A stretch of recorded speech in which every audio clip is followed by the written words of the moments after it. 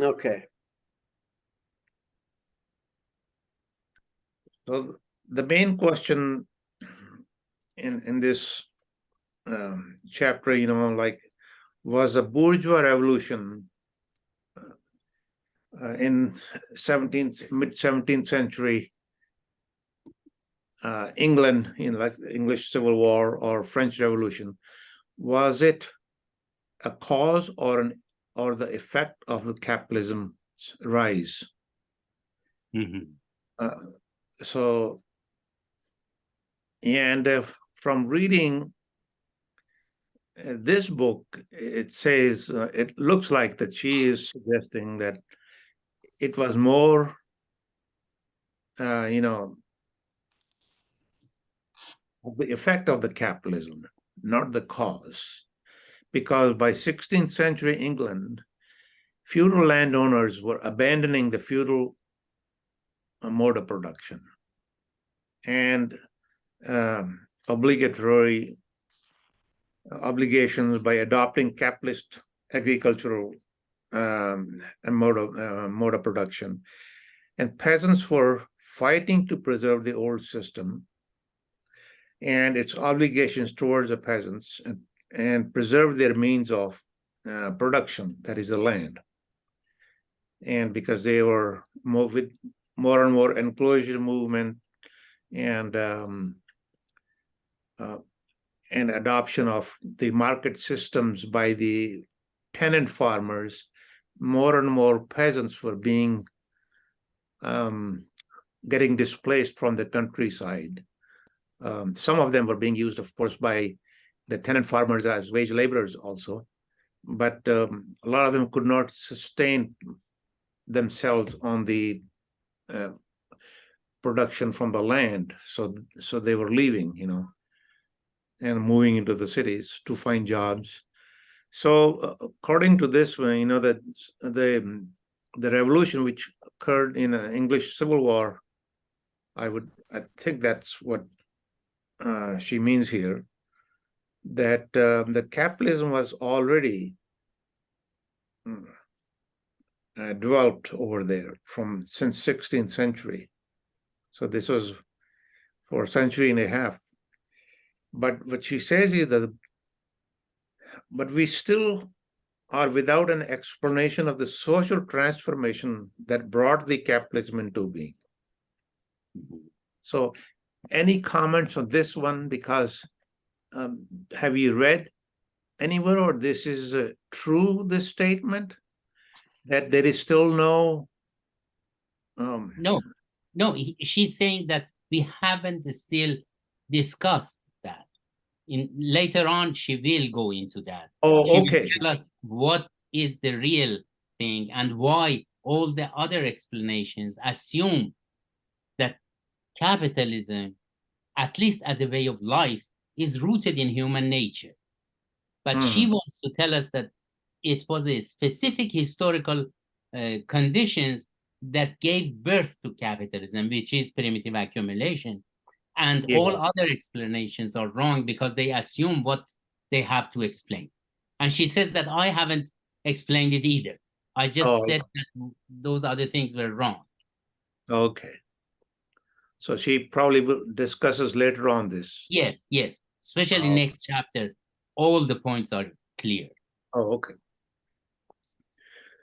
And she writes that if capitalism pre-exists the revolution, it can, of course, still be argued that bourgeois revolution is an effect of the capitalist relations and a factor in their further development. It is reasonable enough to argue that no development of capitalism has ever occurred without some kind of violent historic rupture. Yet the concept of bourgeois revolution is called upon to explain both cases, like England, in which revolution occurs precisely because capitalist social relations are already well developed, and an already dominant capitalist class must sweep away the obstructions in the state, while subduing subordinate classes that stand in its way, and also cases like France, in which, on the contrary, revolution occurs because aspiring capitalists or a bourgeois we must assume to consist of aspiring capitalists must defeat a dominant non-capitalist class. So in French Revolution, that's 1789, the capitalist class is still not enough. They're aspiring capitalists, but not, Yes. So, okay. So in England, if the revolution advanced the development of capitalism, it was largely by consolidating the position of a landed class, which was already dominant, not only in society, but also in the state.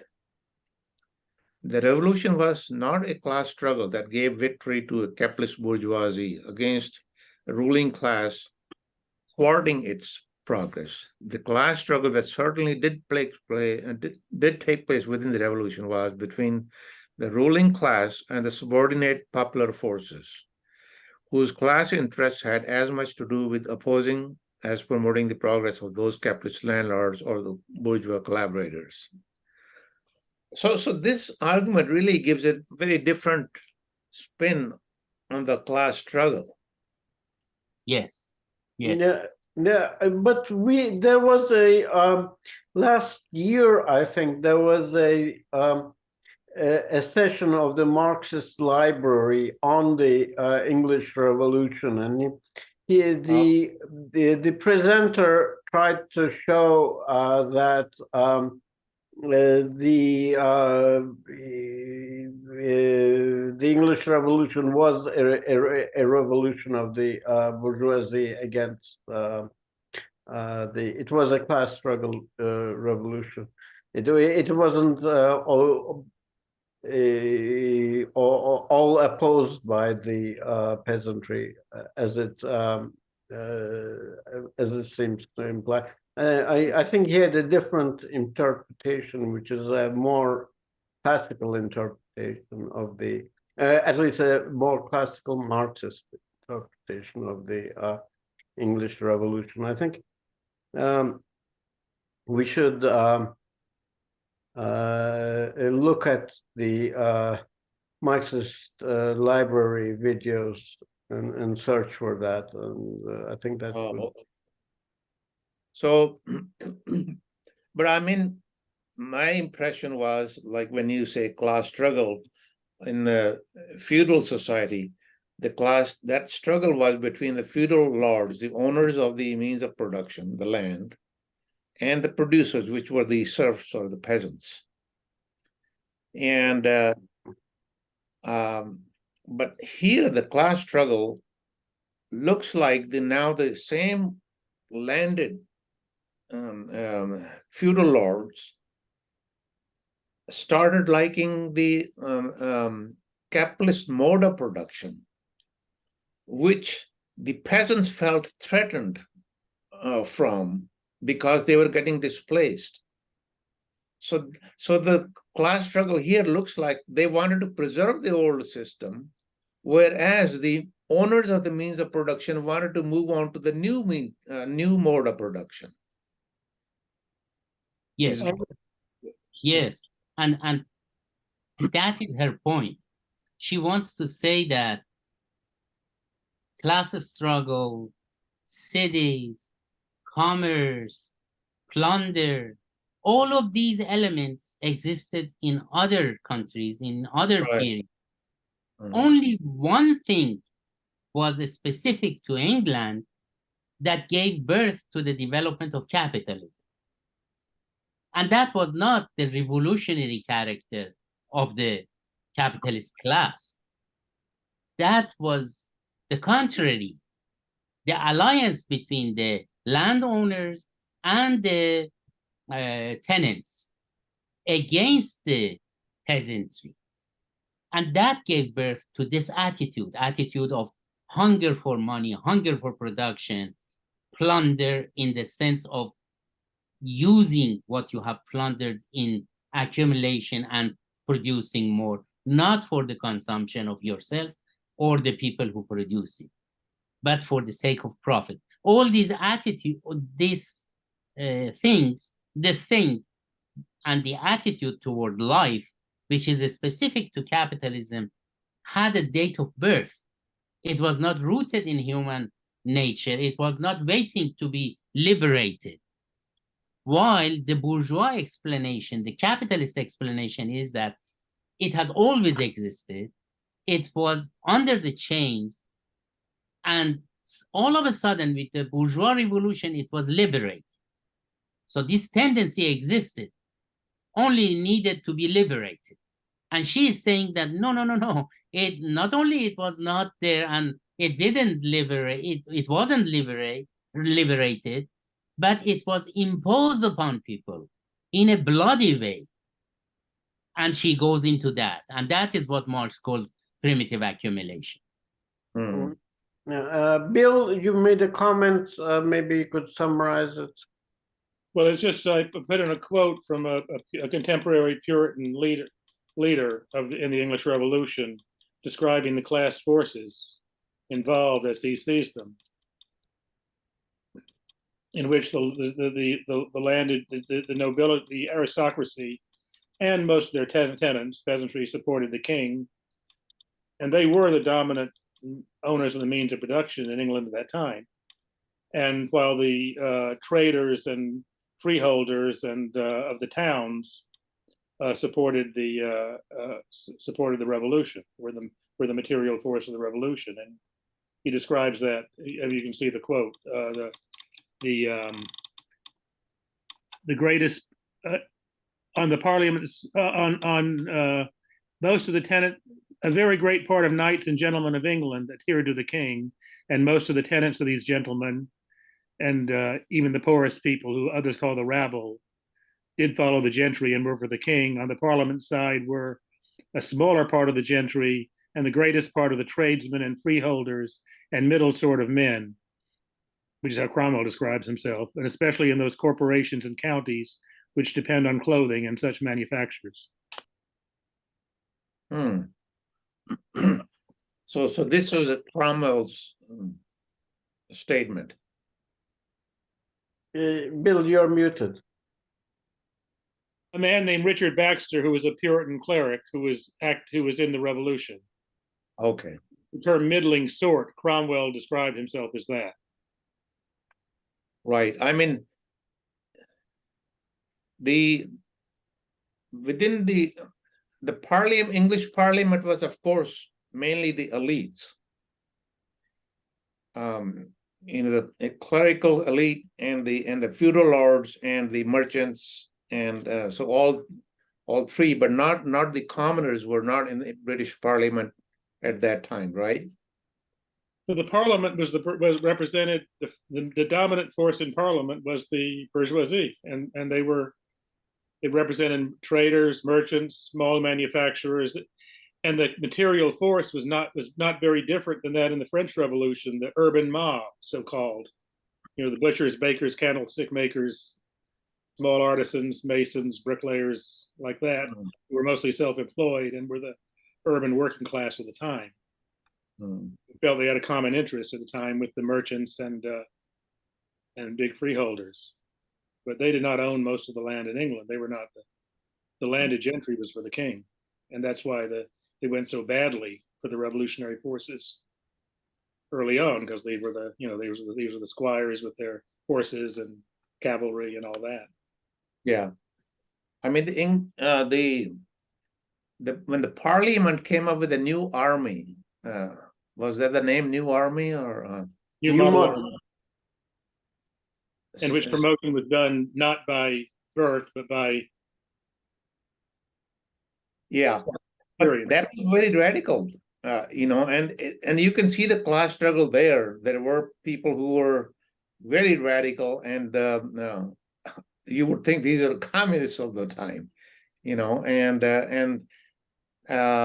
and this was within the structure of their army, the New Army, where the officers belong mostly to the rich tenant farmers or feudal lords, or who were opposed to the king.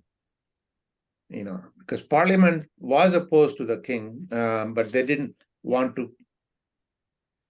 did not want to kill him, but they were still forces in king's side which were mostly the feudal lords who did not, I guess, agree with the capitalist mode of production. So there must have been those forces there. Anybody know in detail of that? The new model army was an incredible revolutionary formation, and promotion was done for the first time, not by birth, not by property. This was Cromwell's innovation. Commoners could become officers, and that changed the core, and his ability to appeal to the masses, to the revolutionary spirit of the masses. I mean, London almost fell. The masses repelled the royal armies that had just routed, that had routed the Republican parliamentary forces. I mean, yeah, it took a long time to kill the king, and did in France too, but. Yeah. Okay, well, we continue the reading, and then we could discuss in more detail. Yeah, Right. I just wanted to mention one point, one question that she introduces, which is very, very important. Where did this attitude come from? And that is very important question. She says, why is it that all of a sudden people develop this approach to life, that production is not for consumption? You don't produce things to satisfy your needs, or you don't produce things to satisfy the needs of the people who expropriate you, exploit you, but you produce in order to make money.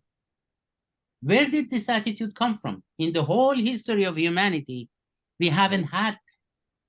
So she goes to explain that process, the material forces and ideal forces who came together and gave birth to this way of life, which is very strange way of life, but was not a human way of life. It was only a historically specific way of life. And that is the question that she tries to always make us aware of. So the concept of profit existed always, and that's what the merchants did. But that was carry trade or arbitrage. You buy cheap and sell dear. Yes. And so that was mainly the sphere of circulation. The profit Yes. was. But the revolution was that when in the production side, this concept came that you have to produce to profit. So, right? Yes. Yes. Yeah. So that was unique then in the English history at that time. Yeah, you have to produce in order to make profit. And Right. then even the merchant in pre-capitalist societies, they wanted to make money to have a luxurious life, to spend more on consumption. They didn't want to make profit in order to reinvest it and accumulate it and make more profit. Yeah. That was very new Right. and gave birth to capitalism. So she writes, the French Revolution of 1789 fits the description of bourgeois revolution far better than the English one. But as we have seen, there are some very large questions about what the struggle in France had to do with capitalism. And in that sense, the revolution did become bourgeois, though the pressures that brought it about had less to do with capitalism than with the tensions of absolutism and state centralization. So even the French Revolution was not really truly bourgeois revolution, meaning that the capitalist mode of production trying to overthrow the feudal mode of production. Yes. So the English Revolution, by contrast, was certainly not a conflict between bourgeoisie and aristocracy. But by enhancing the power of propertied classes in parliament and by advancing the interests of larger against the smaller landowners and improvement against the customary rights of subordinate classes, it had more to do and more directly with the promotion of capitalism and capitalist definition of property than did than did the revolution in France. So that's the end of this chapter. Yes, and two concepts here, if we want to discuss it a little bit: improvement and the notion that the first bourgeois capitalist ideologues have of property. So improvement and property. Mhm. These are very important issues. Mhm. What was the improvement? Or why did they say that improvement was the main thing? Yeah, improvement, because the production was now being forced for profit, Uh-huh. and for profit then brings in competition also. And so that means you have to increase your labor productivity, the productivity of the land and productivity of the labor. And that Mhm. started the whole revolution, like how to make the soil more efficient, abandon the old system where they left 1/3 of the land fallow to recover the energy, and and then plowing techniques improved. The new crops came, Yeah. which they could convert those crops, just plow into the field to provide nitrogen as fertilizer.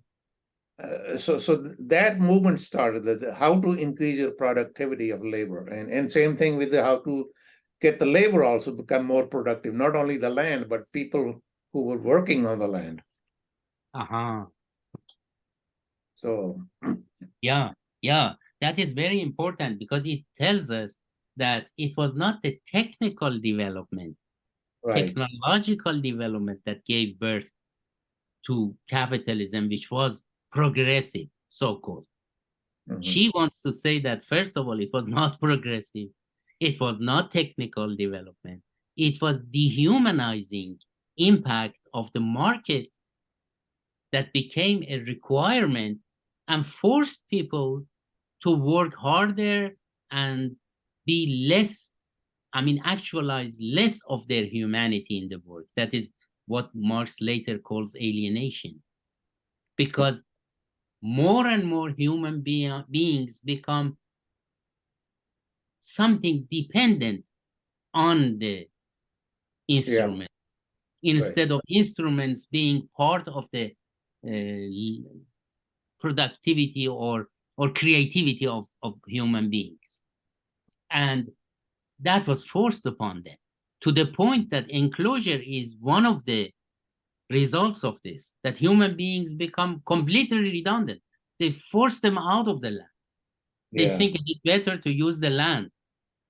So human beings are becoming more and more irrelevant by capitalism. So should we start the next chapter then? Oh, Chapter yes. 6. It's agrarian capitalism and beyond. Oh, this is the main chapter of the book, because here she explains all the points. Because before she went into a lot of details, and sometimes we lost the point. What is it that she wants to say? Here she says, what is it that I want to say? Okay. It says from 1500 onwards in England, both the owners of the means of production, that is the land, and the workers who were working on the land became dependent on capitalist imperatives of profit, competition, and improving labor productivity. So this started from 1500 onwards. And this then led to the expropriation of the land from the peasantry or small farmers, and creation of propertyless masses. And it became spiral. And so with time, it keeps getting worse. And it becomes a self-sustaining system. So, any discussion on that? The self-sustaining system. Yeah. She said this mode of providing for the basic material needs of English society brought with it a new dynamic of self-sustaining development, a process of accumulation and expansion very different from the age-old Malthusian cycles that dominated material life in other societies. It was also accompanied by the typical capitalist processes of expropriation and the creation of propertyless mass. Because before, the peasant produced what he and his family needed, maybe less than that, but he produced everything, the food, the clothing, everything, for himself and his family, and also produced what the Lord wanted to consume, the luxurious things, the, I don't know, food, shelter, whatever.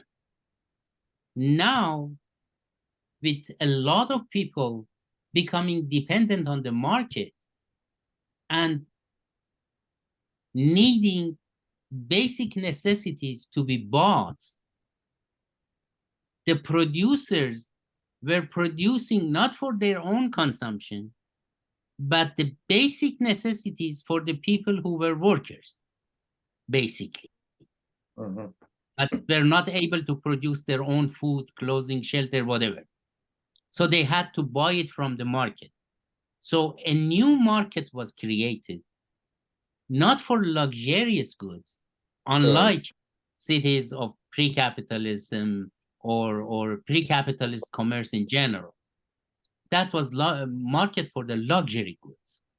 But this was a market that was increasing by day, every day becoming greater and greater, because every day some more people were pushed out of their old way of life. They couldn't produce what they needed, and they had to buy it from the market, and they needed cheap commodities. So they had to produce for the masses and produce efficiently. Productivity should go up in order to produce cheap things. Unlike before, that you didn't have to produce cheap or expensive. You just produced what you needed. Now you had to make sure that it is cheap food, cheap clothing for the masses. So the market was created for this kind of production. I know an Indian village setup, even one generation back.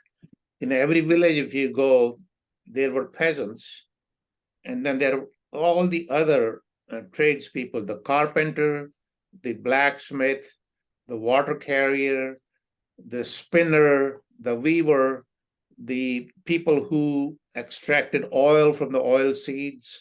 Then there were people who made leather, when the cattle died, how to skin those cattle and prepare that leather, and then making shoes and stuff like that. And so, and then at the harvest season, then they will all come and they were given the part of the produce. There was no money involved. Everyone earned their grains or lentils or whatever, that you give this much to the water carrier, this much to the carpenter, or so that was a kind of a self-sustaining economy, but it was not for profit. Even though peasant was producing enough surplus, because he had to give that surplus to all the other people on whom he depended, because of implements for the farm, for the cloth which were produced. He may be growing cotton, but then there were weavers and spinners who would produce the cloth. These were all castes. That's why the caste system is in India, but this becomes then different when people now starting to produce in the fields, say, for only vegetables. People in the villages who are living, who are near the cities, they may not grow, anything else but say vegetables or sugar cane or cotton. So more for profit, so getting specializations. Good. So that's kind of more capitalist mode of production creeping in, you can see. Oh yeah, more market dependent. More market dependent, right? So the golden age of agrarian capitalism. Looking back at earlier times, it's easy to romanticize English countryside from the vantage point of today's agricultural crisis in Britain, against the background of mad cow disease and foot and mouth disaster in 2001, which exposed the horrors and dangers of intensive farming, the stranglehold on the food distribution exerted by the massive supermarket chains, and the consequence of globalization. It's very hard to recognize the continuities between the British agricultural industry today and the landscape of the English rural idyll. So she talks about that this mythology of the idyllic English countryside you see now, it was not created by a peasant society. Yes. It was created by the brutal process of expropriation of the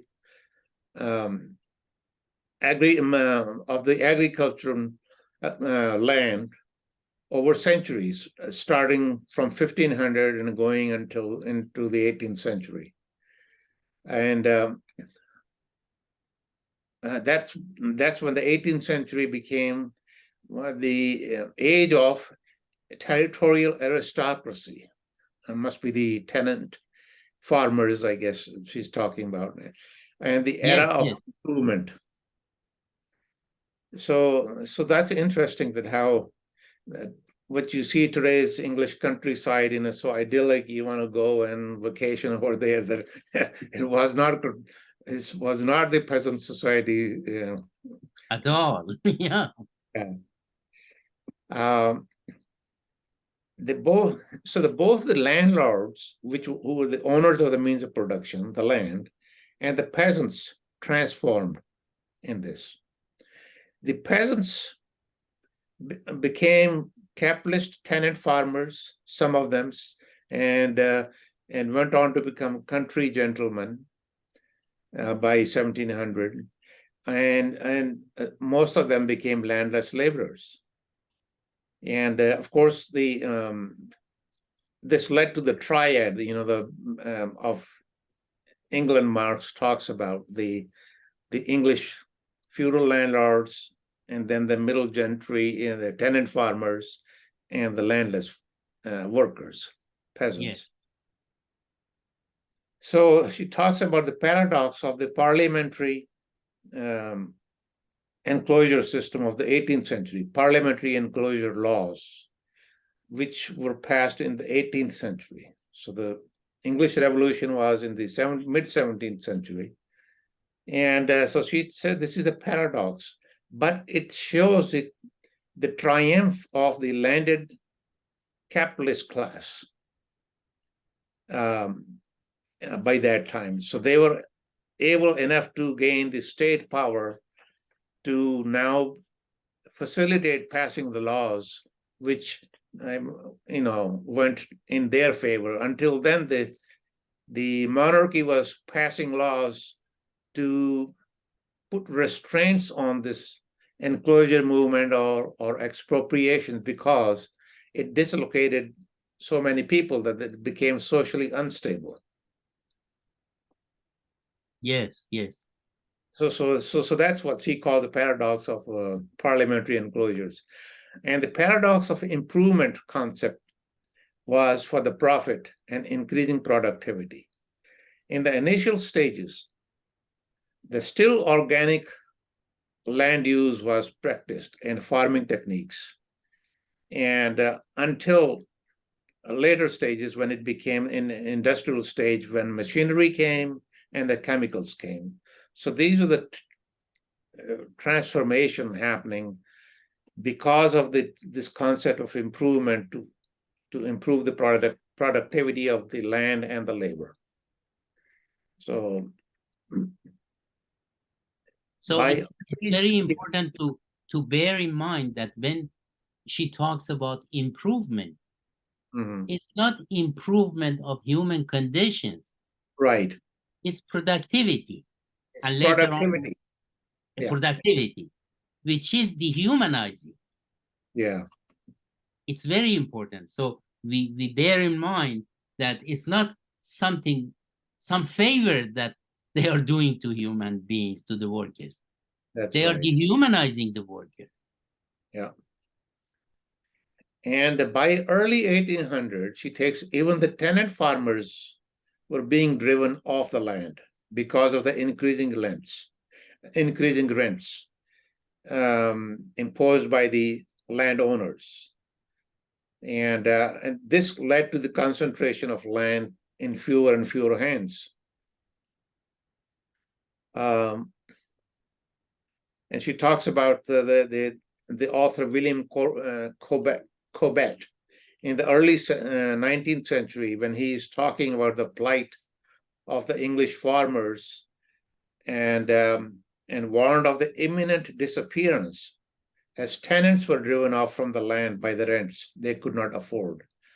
So this is whereas in the 16th century, the protests were against the enclosures. And now in 19th century, they're talking about even those tenant farmers getting ejected from the countryside. Yes, yes. So now the next, she talks about the next topic. Was agrarian capitalism really a capitalist, revolution? So she says we should pause here to emphasize two major points.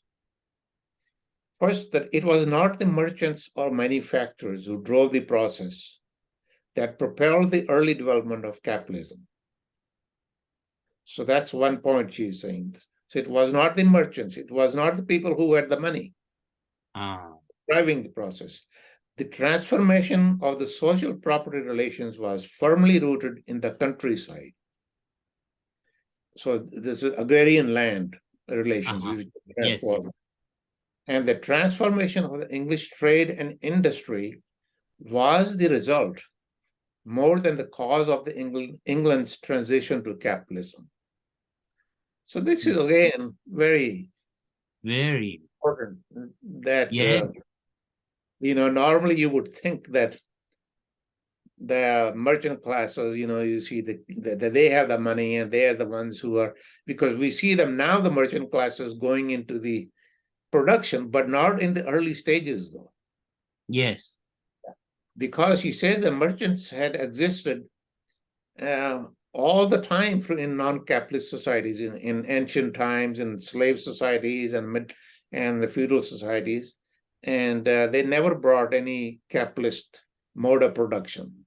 But they lived. They were very prosperous. They made profit just by carry trade. Buy cheap and sell dear. So that's the one point she wants to emphasize. And the second point she says is on wage labor. That when you say capitalism, the wage labor is the central focus in the capitalist mode of production. That you can't have capitalist mode of production without wage labor. But she says over here that the wage labor was not at the core during the developmental phase of the agricultural capitalism. And so question is, can you still call it capitalism? That's a question. So initial stages of capitalism depended on the market-dependent tenant farmer. And he did use a wage labor, but was not dependent on the masses of proletariat, the wage labor. He was more dependent on the market to push him into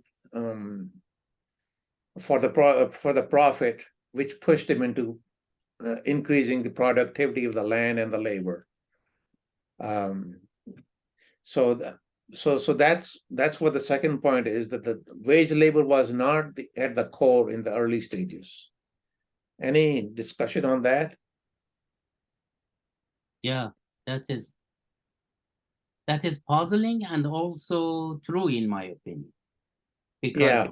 she wants to make us understand what is the Marxist main understanding of capitalism, which is alienation. It doesn't matter, even you might possess some kind of means of production, but still, as long as you are functioning under the imperative of the market, so you are producing what market forces you to produce, you are absorbed within the cycle of capitalist accumulation. Then this process will give birth to the working class proper. So it is capitalism. Now, you talked about this concept of alienation. Can you, I read somewhere here in this chapter, it talks about the alienation for profit. Is that meaning? No, that's different. I mean, when they talk in that sense, they are talking in legal sense. Alienation in the sense that you can dispossess yourself of something and give it to someone else. But when Marx talks about alienation, talks about the fact that you are becoming a stranger to yourself. So before, throughout history, you knew what you wanted to eat and you produced it. You knew how much you had to work in order to produce that, and you worked those hours. But under capitalism, you don't know what you are producing. Someone else dictates that to you. So you do things, but it is not actually you. It's someone else. Someone else that has been internalized by you. So you are doing what someone else who is the capitalist wants you to do, but you believe that you are the one who is making the decision. I see. That is the main form of alienation under capitalism. And the market is what imposes that upon you. At least in the beginning, market has a very important role in that. Market dictates to you. I see. So she says it should be said that many English tenants did employ wage labor, and so much so that the triad identified by Marx and others of landlords living on the capitalist ground rent, capitalist tenants living on profit, and the laborers living on wages has been regarded by many as the defining characteristics of agrarian relations in England. And the new economic pressures, the competitive pressure that drove unproductive farmers to the wall, were a major factor in polarizing the agrarian population into larger landholders and property-less wage laborers.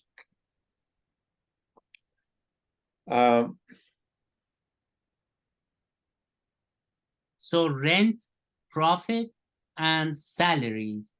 Right. Again, these are not things that are rooted in world and in history. No, they are all created in a specific period of time that is capitalism, and they are separated, differentiated from each other.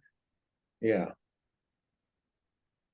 So she said, but it's important to keep in mind the competitive pressures, that the new laws of motion that went with them depended in the first instance not on the existence of mass proletariat, but on the existence of market-dependent tenant producers. The wage laborers, especially those who depended entirely on wages for their livelihood, and not just for seasonal supplements, remained very much a minority in the 17th century England. So then, with the development, even the tenant farmers themselves, they were also producers themselves, the entire family, and but they may also be employing the wage labor.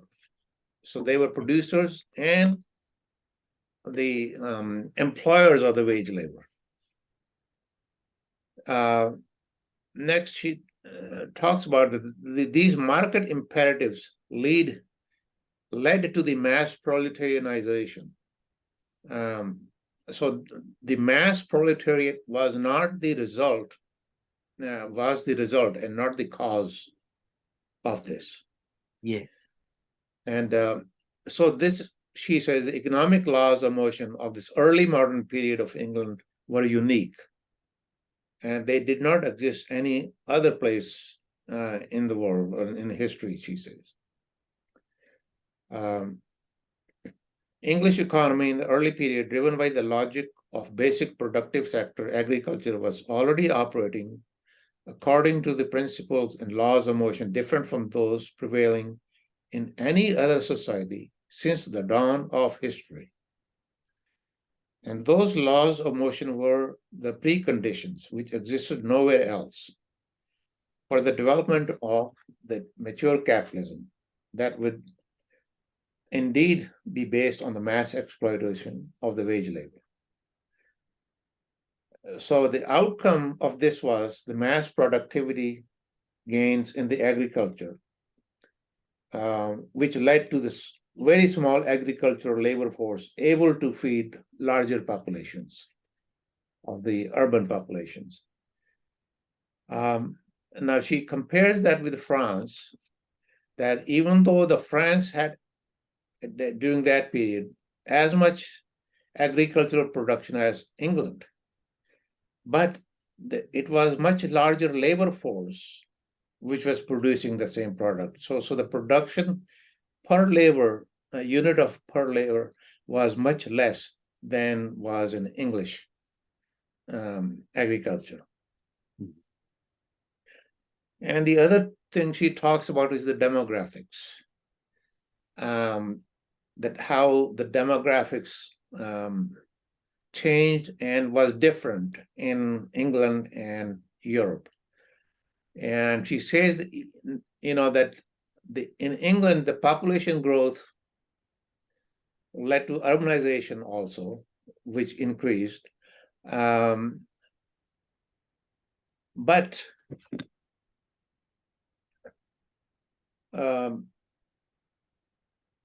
like she talks about in 1789 revolution, the French population still was 85 to 90% rural peasants in 1789. By 1850, the French rural population was, let's see, this is urban population was only 15% even by 1850s, whereas English was 41%, Germany was only 11%. So you can see the demographics, the result of this transformation in the countryside in England, and which was, she talks about the English and the growth of English population was uneven because agricultural capitalism was centered mainly in the south and southwest or the southeast. And so as the agricultural capitalism developed and those peasant populations got expropriated and displaced from the countryside, they moved to the nearest city, which was like London. So the London's population exploded in 1500, it was around 60,000. And in 200 years, by 1700, it was almost like 10 times larger, like 575,000. So, which is another effect she shows in how the demographics was different. Whereas in the other European countries, the demographics, as the urban populations increased, it increased sort of evenly in all the cities.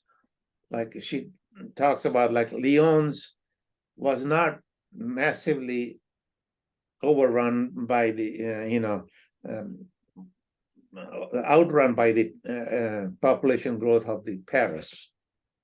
That they were, similar demographic changes in the other European countries.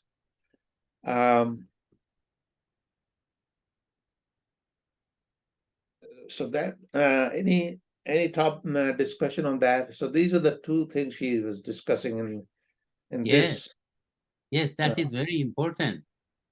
First of all, that the population of the cities were not as fast as England city, specifically London.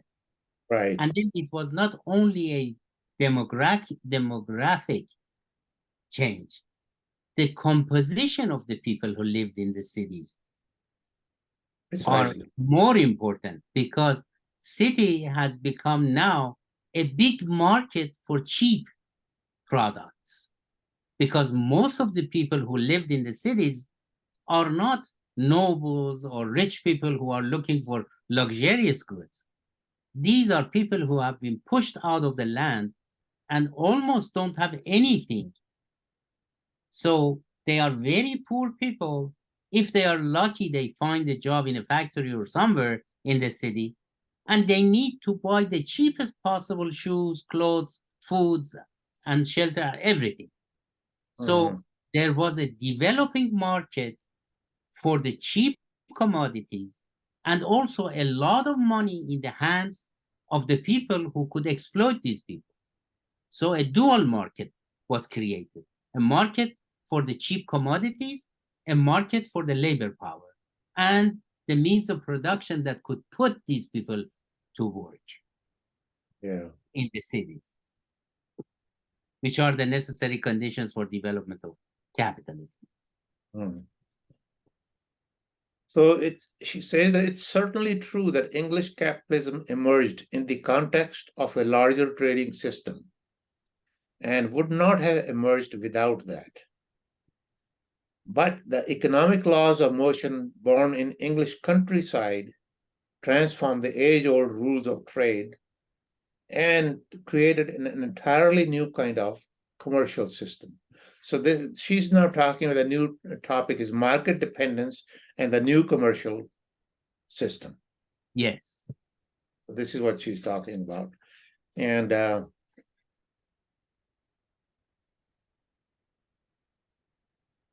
the other, she talks about the other major commercial centers in Europe, their wealth was based on foreign trade. And the merchants mainly carried out the foreign trade and the carry trade, where they will buy cheap goods from some area, and then sell it in other areas where those goods were not available, and sell them more expensive, more dear. And that's how most of the commercial centers in Europe, you can see the Venice and Florence and even in Dutch Republic, they were. And but the English commercial market was mainly concentrated in London, especially. That was on domestic trade, and the trade was not in luxury goods, like it was in other European big cities, but was in the basic necessities. And it was driven by the competitive market for profit on productivity. So she shows the difference of these trade markets, London versus all the other big centers. So even though there was foreign trade done from London also, but as agricultural capitalism developed, and more this poor population got displaced from the countryside and moved into the cities looking for jobs, and the more and more the demand rose for the cheap products, for the basic necessities, for the food and fiber, clothing, shoes, household utensils, things like that, And so this was mostly a domestic market which developed. Yes. And also the fact is that it was stable, unlike foreign trade that you didn't know what happened. Yeah. This one was growing on a stable basis. Yeah, you knew there is a demand Yes. for the grains, for the clothing, for the shoes. Yeah, and it as didn't go away. And so that the merchants are looking and they know the market is growing, so production increased. And the other topic she talks about is the banking system, how it was different in other European cities and in England. So the other European systems, the banking evolved from the ancient and medieval times, mainly in foreign trade, involved in foreign trade, foreign exchanges, and carry trade, and an exchange of currencies, like that. Whereas in England, it was a domestic market, and domestic products for the domestic products, and not on a carry trade, but for growing non-agrarian population. So that was what you talked earlier, that even the bankings was different. The more banks were getting involved in this system to provide the basic necessities to the increasing urban populations for food and fiber and everything. And so and then ultimately the expansion of the English domestic market spilled over into the international trade, and it created new financial instruments like bills of exchange and bills of London, especially she talks about what is sometimes called the commercial capitalism of the 18th century. So that's how the banking system evolved. The English commercial system, which was first and only for a long time, was to serve the domestic market for the basic necessities, and the production for growing market. So not just for the luxuries like in other European countries. So the English domestic market by the 17th century was unified and national, without internal trade barriers. And this is important because I didn't know this, but in 1600s, the market became unified. That means you could take a product from one city to other, and you didn't have to pay the taxes. Whereas when I was growing up in India, even in the 60s, there were octroi booths. When the farmers from the village would bring their produce into the city, they had to pay the taxes at the octroi. So, which is a trade barrier, even within a province, even from city to city, they had to pay the taxes. And then when that was eliminated, but the trade barriers between different provinces in India were not abolished until 2017. Wow. And until 2017. 27, the trade barriers between, so if you're producing rice in Punjab, you couldn't take it and hire trucks and go and sell it in Bengal, where there was much more demand and you could sell it more expensively. You had to pay the taxes when you moved your product from one state to the other state. Sugar cane growing one province, or lentils, so all the states were producing more specialized crops, but there were the trade barriers, where they had to pay the taxes. And I read somewhere in Germany, these internal trade barriers did not get lowered until 1870s, when the German princely states were united into one nation. Anybody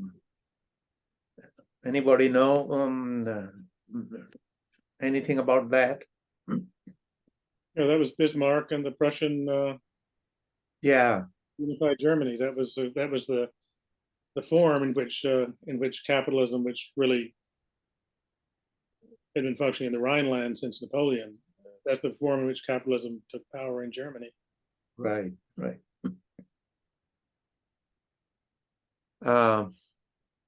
So she talks about that the decline of the English peasantry from 16th century to the 19th century led to the movement of the peasantry into the urban areas. But usually the urban population increases from two different reasons she talks about. One could be the increasing wealth of the cities, providing opportunities to various tradespeople to provide services, so mainly in the luxury goods. The other could be the peasants who were not able to sustain their life on agricultural production, then they will migrate into the cities. And so the English urban cities population increase was more from the second factor, where more and more of the peasantry, as it was getting displaced, were moving into the cities to earn their living. And she talked about even the urban Dutch population, the urban Dutch golden age, was felt not simply by the poor and dispossessed, unable to sustain themselves on agricultural production, but also on the unusual degree by those benefited from and serviced the Republic's great commercial wealth. That's also, you can see now, the population migration happening in India now, like a big city like Bombay and Calcutta, where the poor rural population getting displaced and moving to cities, hoping that they will find a job, and they end up sitting in those huge, ghettos, like the slums of Bombay slum that movie was made. So,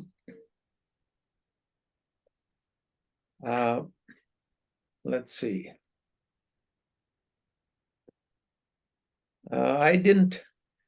That was the all I was able to read up to. Thank you very much. It was very well.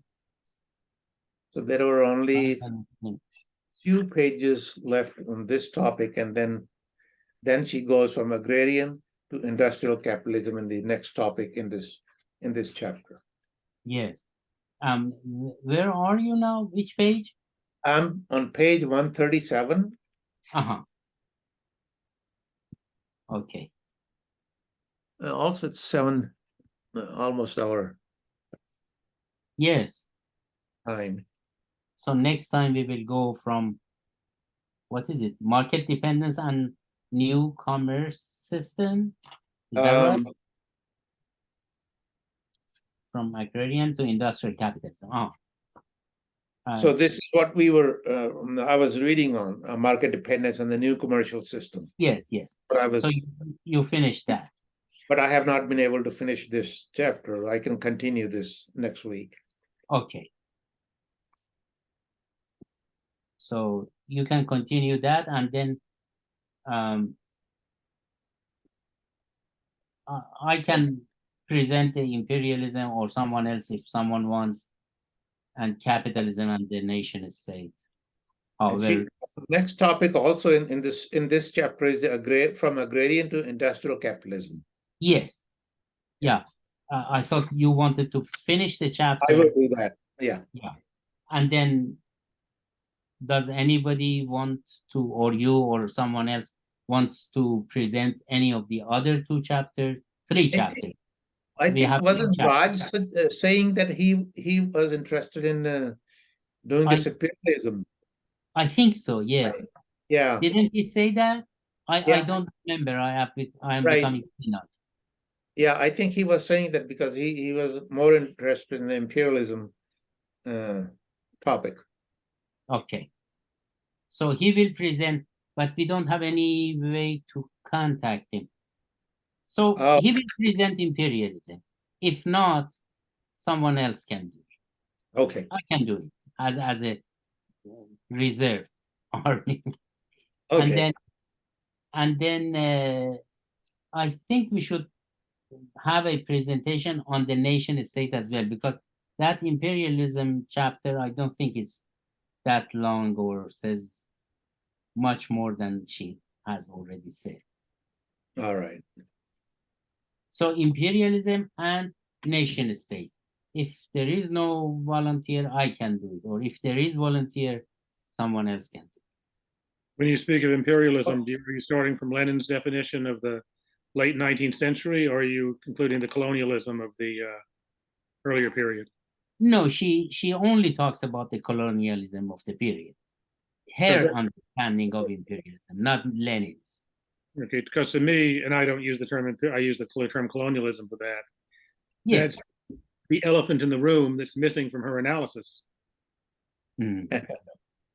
Because in fact, commodity production and merchants were very much involved in commodity production in the 1500s, and that commodity production was taking place on plantations in the Caribbean, in Indonesia, and this was commodity, even though it was done by enslaved workers, and even first it was done by a lot of the people who were thrown off the land in Britain and then transported. That was full-blown commodity production for the market, which created which enriched a class of merchants who then had money to invest in land in Britain and money with which to buy titles, and who were first in alliance with the monarchy, but then were forced to take a stand against it. Even in France, I mean, to say there was no commodity production in France in 1789, there was in Haiti. This was the biggest source of wealth, and this is really what jump-started the bourgeoisie in Europe, in West Europe, and in England too, Britain. When did Haiti come under French rule? Well, it was fought back and forth between the Spanish and the French and the British, and it was divided. And Santo Domingo was a Spanish colony in Haiti in the 1600s. Oh, okay. But the slave trade, the European slave raids in Africa began in 1440. Okay. Decades before the Americas, because the Portuguese set up sugar plantations in the Azores to compete with the sugar plantations the Venetians had in the Eastern Mediterranean, which were worked by Slavic slave labor, which is how the word slave came into the English language, into Latin, and then into English. Right. But this is I think everyone's familiar with Marx's quote about everyone's read the Genesis, the Industrial Capitalist and Capital, but anyway, the quote about the the entombment of the minds of the Indian people in the Americas, the turning of Africa into a warren for the commercial hunting of black flesh. This signalized the rosy dawn of capitalist production, and he goes into it a lot more than that. That chapter is packed things that are relevant to this point, and I think disagree with the thesis that Ellen Woods lays out. Yeah, and I think in France there was a substantial rich bourgeois before the revolution, like Molière's play Le Bourgeois Gentilhomme comes to mind. I mean, he's parodying, he's talking about the rich merchants who want their place in the noble, in the feudal society. And just after the revolution, there's this huge war profiteers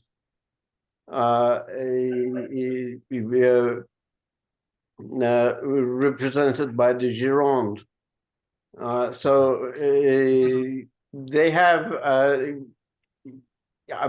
mean, obviously there was something just before, it can't suddenly become in a single year. Obviously there was a basis for it before. What she says about France, I'm a little suspicious from what I know of France. If I can also just to echo, maybe from an Africanist point of view, I think what Bill is raising for me is critically important, this elephant in the room, and it might be useful to juxtapose why the Haitian Revolution is constantly left out and its echoes with the French Revolution and the trafficking between the two. And these are, I mean, many theorists have talked about, sort of begins to introduce the racial fault line in global political analysis. And that long debate about Eurocentric and non-Eurocentric. But I think, in my view, it would be productive to read, if Bill, as he's proposed, Lenin's reading as a way to highlight, I think, Meskin's Wood's omissions, and to look at the imperialist foundations, and therefore the anti-imperialist, project. So I think that would be a very good project. And the juxtaposing the French Revolution and the Haitian Revolution and the trafficking between the two and the insights gained from that, I think that is, would be productive to look at the different trend or trajectories in anti-imperialist Marxism. In revolutionary France, there were two main factions: the Jacobins, who abolished slavery when they came to power, the Girondists. The Gironde was built on slavery. Bordeaux was a big slavery. That's why the Girondists were the more reactionary wing of the bourgeois revolutionary forces. But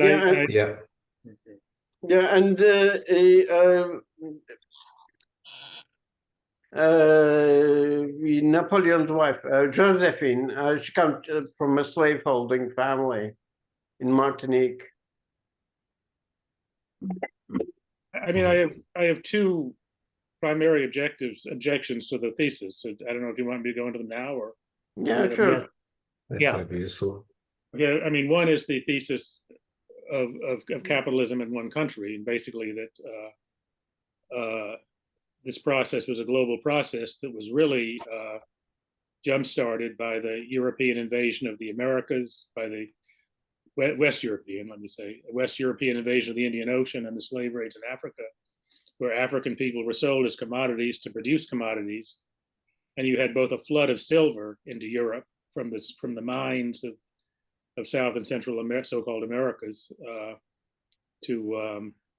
which caused the price revolution in Europe in the 1500s, beginning in the 1500s. And then you had this flood of commodities: sugar, coffee, chocolate, spices, which was commodity production by enslaved labor. And which I think Marx's genesis, and this is really the context in which the first Charles began his conflict with Parliament, his desperation to increase royal revenues by taxes in order to deal with this situation, to pay for these things. And this wasn't just commodity production, it was commerce for the market. And this trade also needed manufactured goods, which greatly stimulated manufacturing. Liverpool and Bristol were built on slavery, on the slave trade. And this was going way back. I think this also leads to my other disagreement is that the English Revolution, it was really the British Civil Wars. It went on for it really went on up to the 1746 when the last of the much romanticized Jacobite insurrections was crushed in Holland, in Scotland. But this was it was an intense class struggle. That was part of a class struggle that had been raging in Europe, West Europe, since the 1400s between the rising urban bourgeoisie and the noble class and the aristocracy. The European wars of religion killed as many people as the Great Mortality, the plague. 1/3 of the population of Germany was killed in the 30 Years' War, and in Britain, like 200,000 people were killed in the 3 civil wars. 7% of England's population. The king was. That wasn't for nothing. That was, and it was really what it did. It did establish a bourgeois democracy. And what's the fundamental rule of bourgeois democracy? All dollars are created equal. For an pounds are created equal. While before that, if you were a noble, if you had noble blood, I remember there was a story of one of the richest merchants in France was thrown out of his seat at the opera because a noble wanted it, even though he could have bought the whole opera house. And this was a whole. They beheaded the king. They proclaimed a republic, and yes, the king came back. The titles and the powdered wigs came back, but this time they were worn by a lot of the people wearing them were from a whole different background.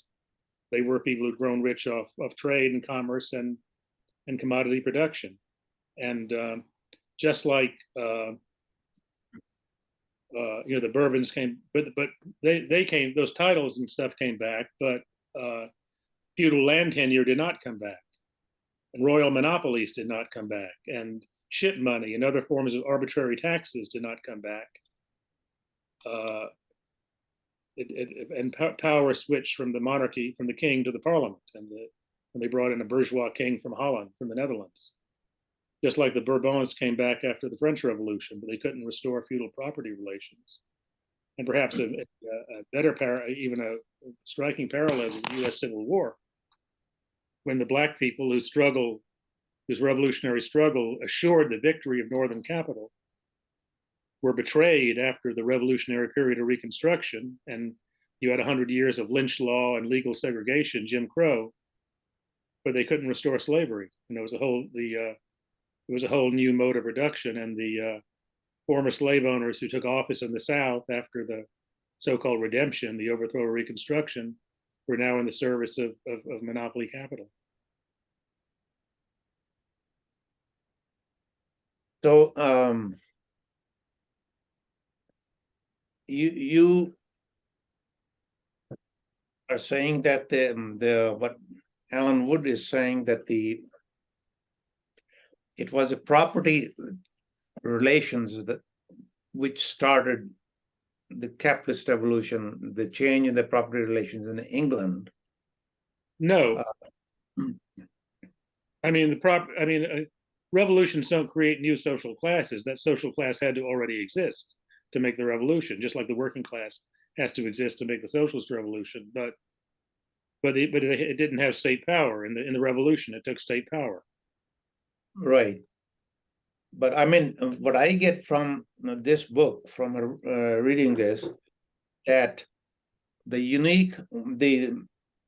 concept of the capitalism originating in one country, and why did it originate in one country, was because of the unique circumstances which forced the English landlord, feudal lords who owned the means of production, the lands, that they started going for production for profit. And when after the plague in 14th century, the 1/3 or 1/2 of the population was decimated in England.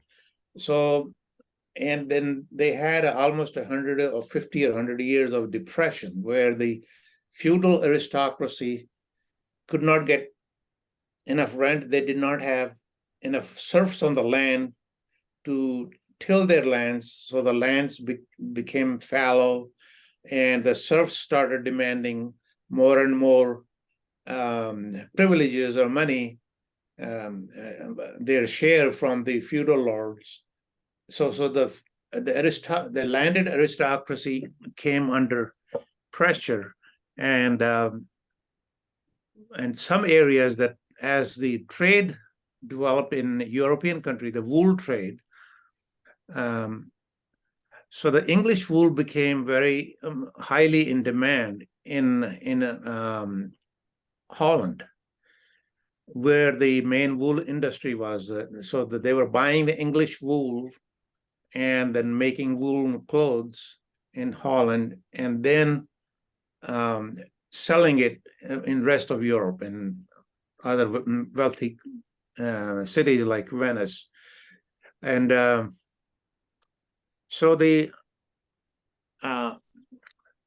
so what I got was that the English feudal class itself was under so much pressure because the return on the capital went down after the decimation of the plague, famines. It wasn't just one disease, but it was a continuous 100-year war with France. So there's a 3 or 4 factors which led to the demise of or weakening of the feudal class, and why they started changing to the capitalist mode of production, meaning for profit. So they started raising sheep on their lands because there were not enough serfs left to till those lands.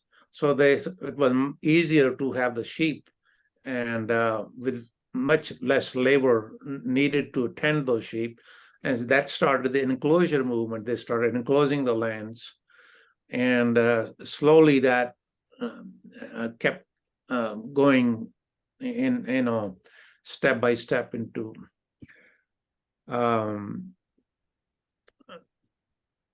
So that's what she says, is that land relations started changing.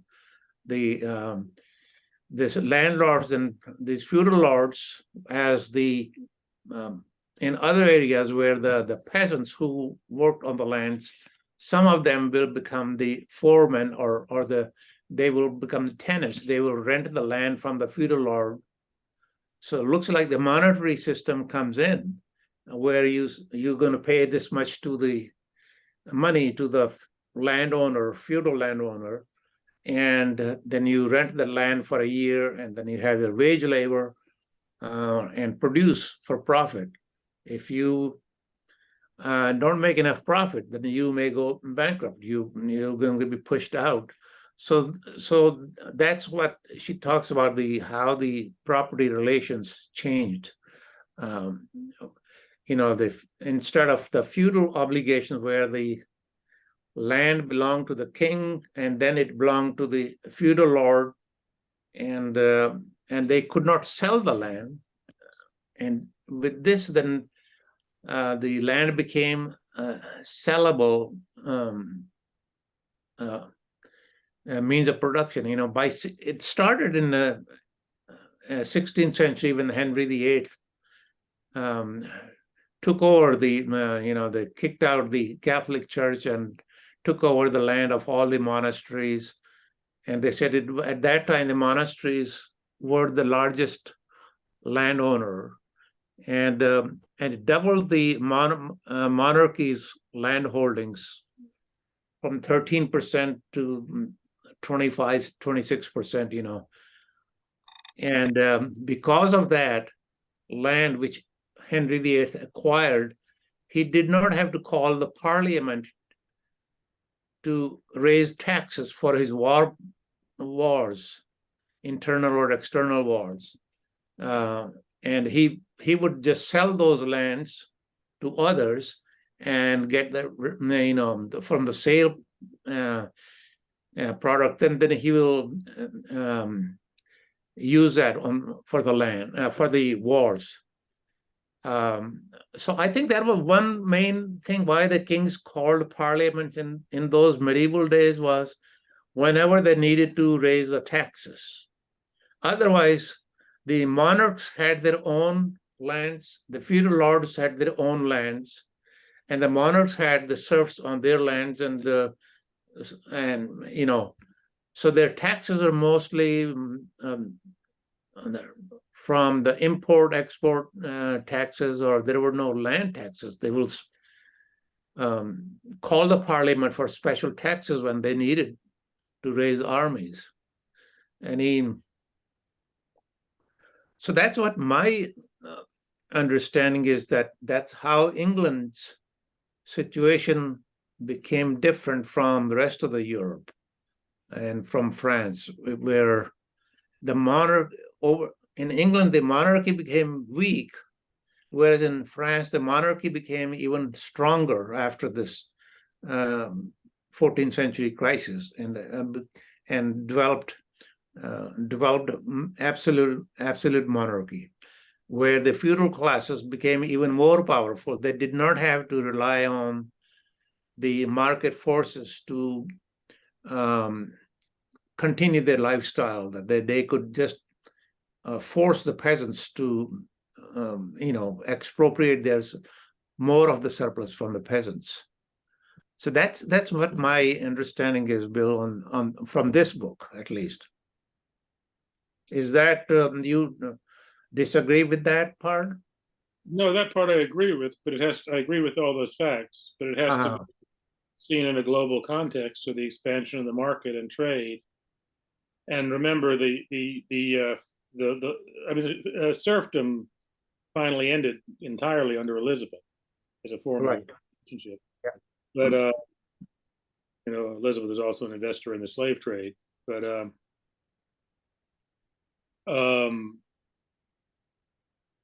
the role of money and commodity production has to be seen in a global context. There's no, if you're producing wool for the market, there's got to be a market.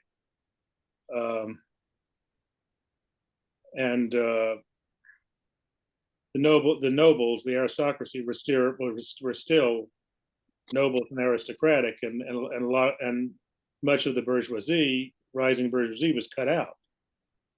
For example, James, when he was James II, when he was still Duke of York, chartered the Royal African Company, and it was a royal monopoly. What century? That was in 1650. I mean, when James, the fourth, the Stuarts, there was Charles. First there was Charles, then James, who they slew. First there was James, then Charles, who they slew, then another Charles and another James too. So I see. This is like 1650, 16. After 1600. Yeah, that was a royal monopoly. It was only after the 1688 revolution, so-called glorious one, that those monopolies were broken and opened up to the other wealthy elements who may not have had titles. Mm-hmm. Yeah, royal taxation was also strangling bourgeois development, and for it to proceed and on to unleash the industrial revolution in the next century, that had to be done away with. The power of the king and the power of the aristocracy had to be done away with, even if they were capitalists. They were. See, the aristocracy was divided in England. There were aristocracy in Parliament also, who probably were fighting against the king during the Civil War. So these must have been people who had shifted their mode of production to capitalist mode of production rather than the feudal mode of production, where they were dependent on the what Marx called non-economic forces to extract the surplus from the producers, the peasants or the serfs. They were a minority. They were a minority of that class. Yeah. At that time. Mm-hmm. But one other thing I'm getting from this is that most of the other rich European countries or rich centers, Venice and Florence or rich, their wealth was coming from the circulation part of this economic cycle. not from the production. Nobody was producing for the profit, but the surplus production was happening, and people will be selling their stuff, but they were selling because they had surplus. They had to buy some other stuff for their sustenance. Like if you're a grain producer, you're not producing the cotton, or you're not producing, you need to sell some of the grain so that you can buy the clothing or other things.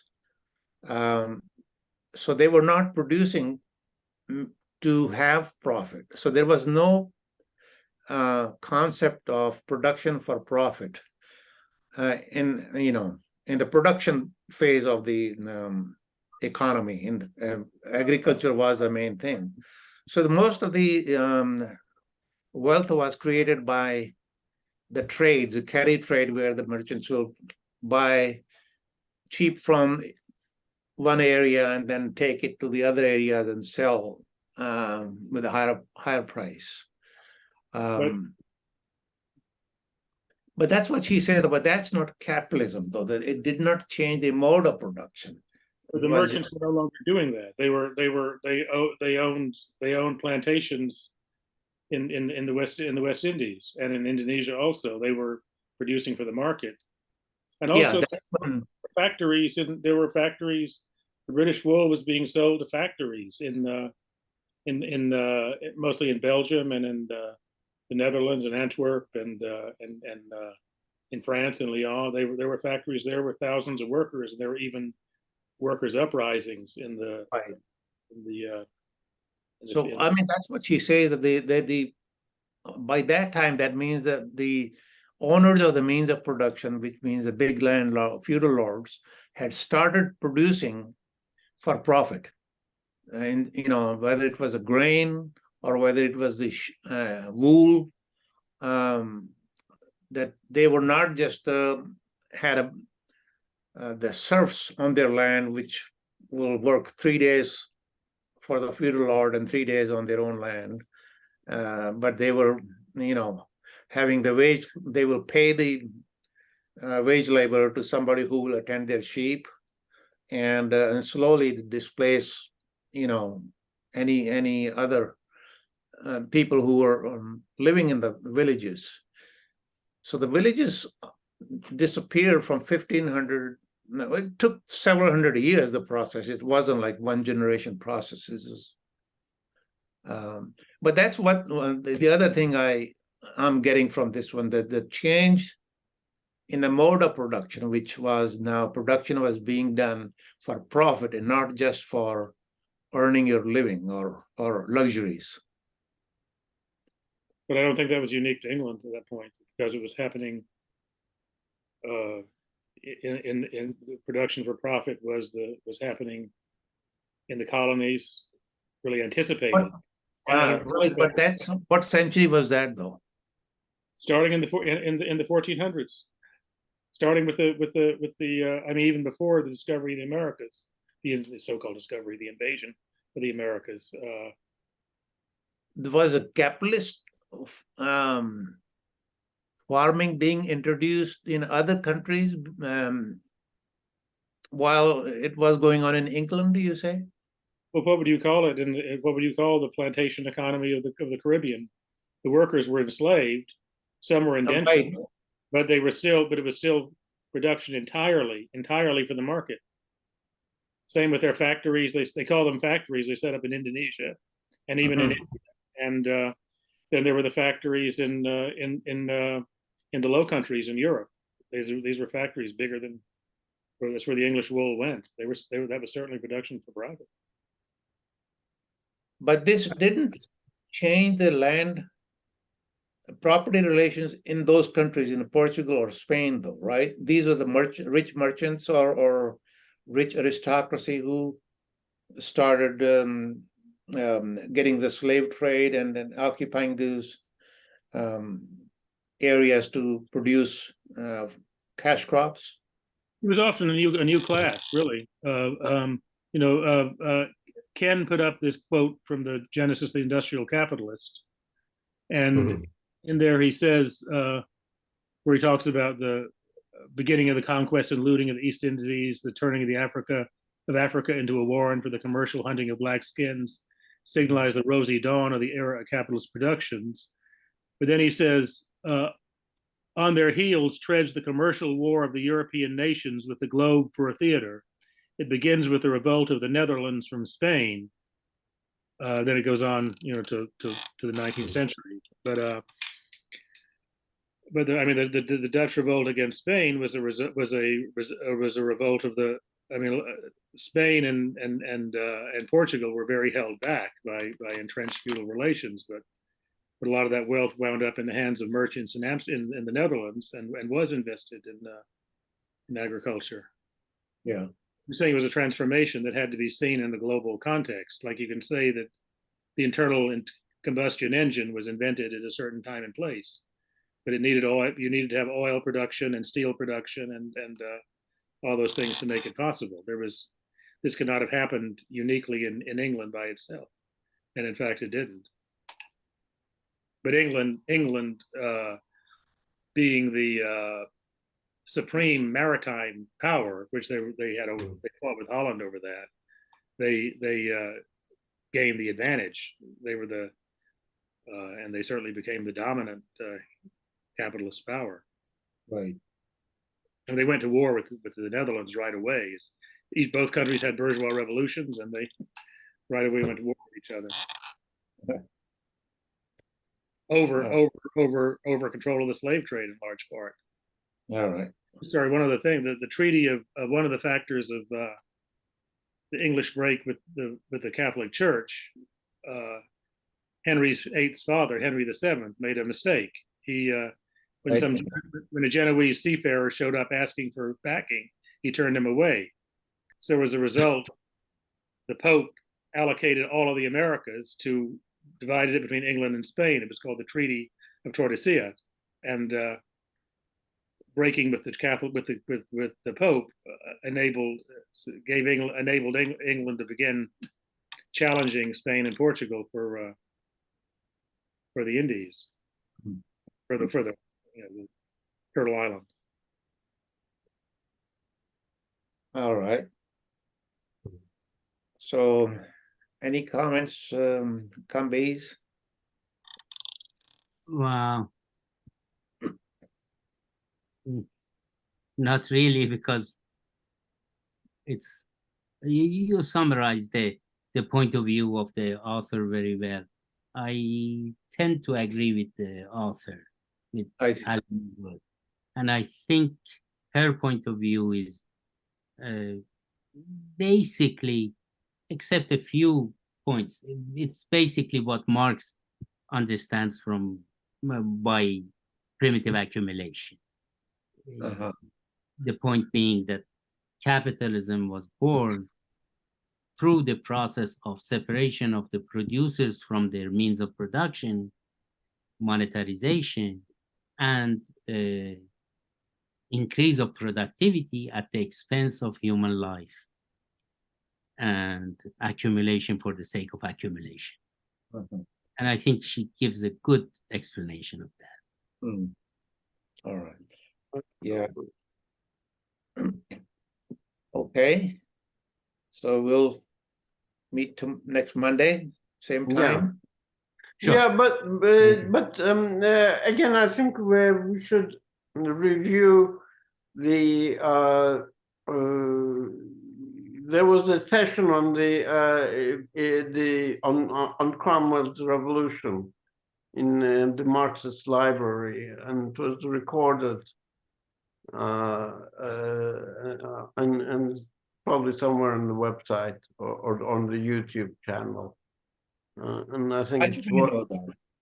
I would also recommend that Marx's chapter in Capital, The Genesis of the Industrial Capitalist. And he starts out saying, the genesis of the industrial capitalist did not proceed in such a gradual way as that of the farmer. Yeah, I think, Kambiz, you were suggesting also that we should, after this book, go and read that chapter of Marx, right? Yes, the chapter on primitive accumulation and the chapters in Grundrisse are very interesting now that we have read. So this is from Capital One, Bill? Yes, This, yes. The last chapter on Capital One. okay. But Yeah, my that- intentions are that this cannot have happened in a vacuum. It was part of a global product of a global process. Yeah, And yeah. even it was a genuine, the British Civil Wars were a genuine class struggle, in which hundreds of thousands of people don't die for. But explain that class struggle.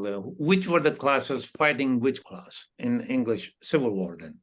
Well, I'll go back to what Richard Baxter said. A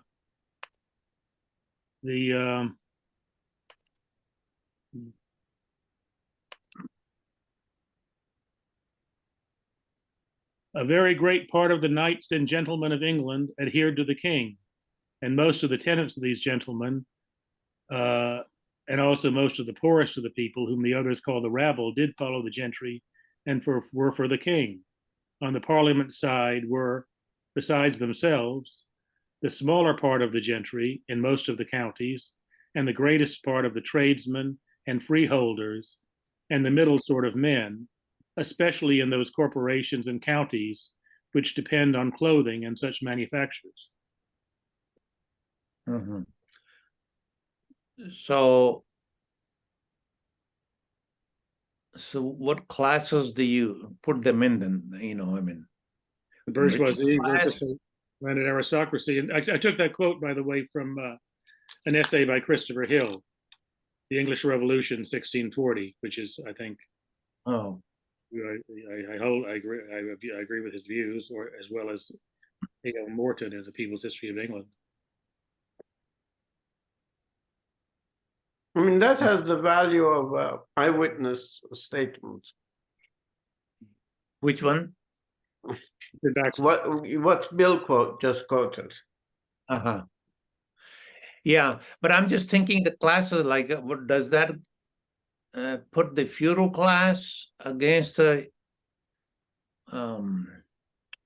capitalist classes, or or is it the struggle between the classes which support the older mode of production, the feudal mode of production, which was the king and some of the aristocracy with him, and the parliament, which were more in favor of the newer mode of production, the capitalist mode of production, and had all classes. They had the aristocrats in them who had adopted the capitalistic mode of production.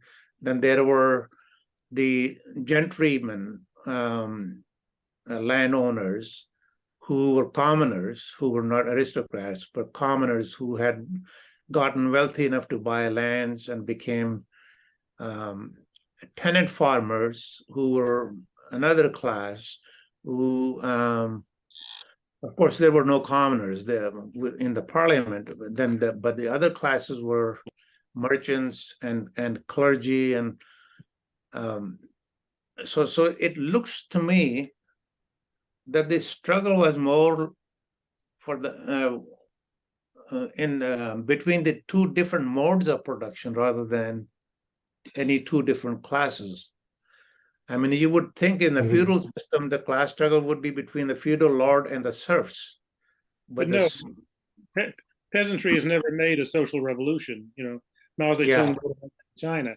There are all kinds of peasant revolts that took power, but they could not change the mode of production. They just thing. But a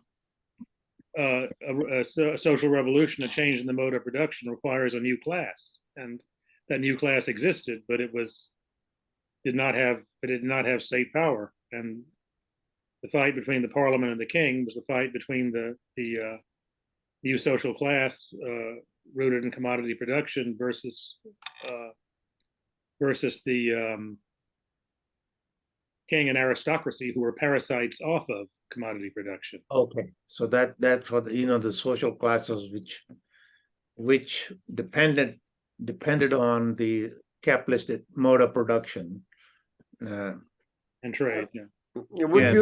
I think would you agree that some of the aristocrats took up a capitalist mode of production?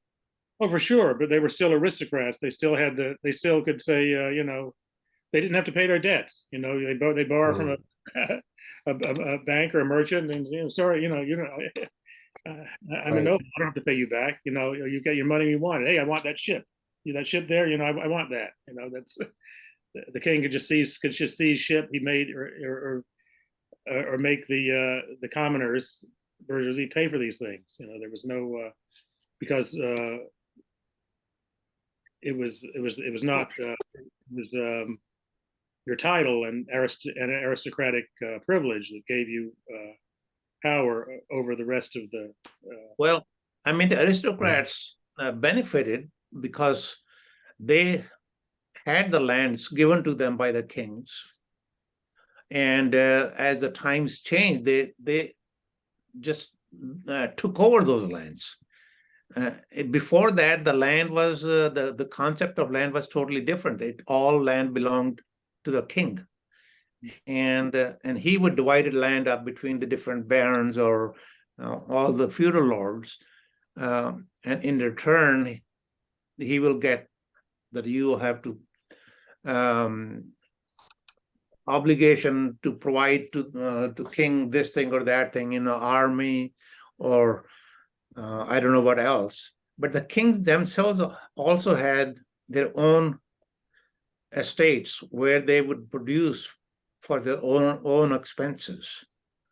So they did not have the tax system as it later evolved, But a lot of the feudal lords who shifted the capitalist mode of production, at least my understanding is because they could not afford to continue because they did not have enough serfs on their lands to produce. But they were still obligated. The land prices fell because of the depression. And so they were under pressure to change their mode of production, under pressure, not because they had the power and could do it because of their that this was more profitable.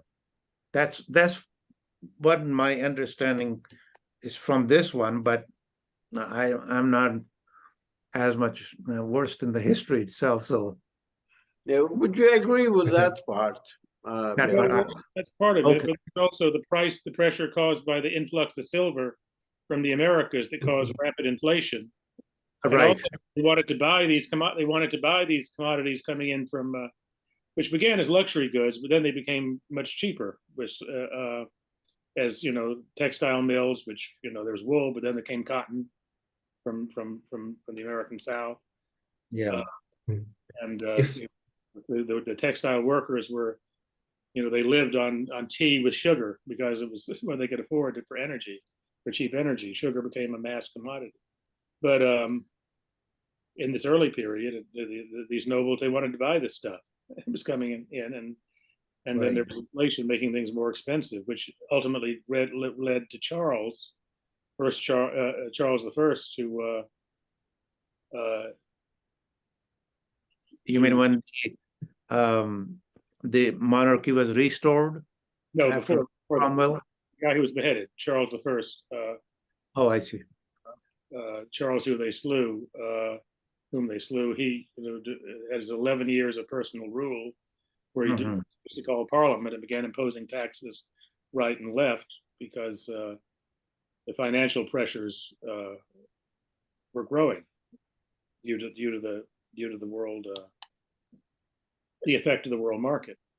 I see.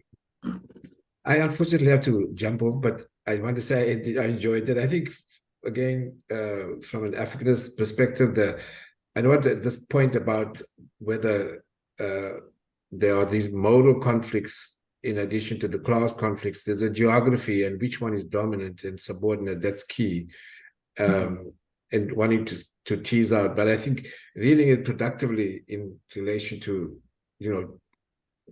volume 1, Capital, and I think these traditions of anti-imperialist, and that's why I think reading Lenin's theory of imperialism as quote unquote the highest stage of capitalism versus Meskin, which for me begins to show, I think, what Bill talked about, the elephant in the room, meaning I think if you, and what Bill I think referred to with, capitalism in one country, one has to take a global perspective. And I don't think the idea of the sort of country or the nation state. Now, the relevance for me right now, for example, theorists like the French economist Piketty, for example, on capitalism in the 21st century, is it just a matter of redistribution, or is it, or what are some of the inherent, contradictions? Is it the paradox of generating those inequalities? So again, the issue of land in South Africa has emerged as central, and basically the idea of the valuation, or to use Martin Luther King's language, a revolution in values, because after all, I think the market is of course a social construct, and it's a question of how you differently value as a commodity or use or exchange. But these are ongoing, and I think with African Marxists like Walter Rodney, for example, they would say that the class conflicts are always subordinate to the modal conflicts. So this is how Europe underdeveloped Africa, the sort of uneven geographies of exchange. But I think this is quite a central point to see what is the relationships between modal conflicts and class conflicts. Thank you. I enjoyed it. I look forward to next week. I unfortunately have to jump off. Yeah, I think we really, if Raj was here, we would have ended it quite some time ago. I'm more resilient, okay. So I think we should end it here, unless there's some last minute comment or. It's also 11:30 for Yusuf and IR, so it's yeah. All right. Okay, bye. Thank you very much. Thank you. Thank you.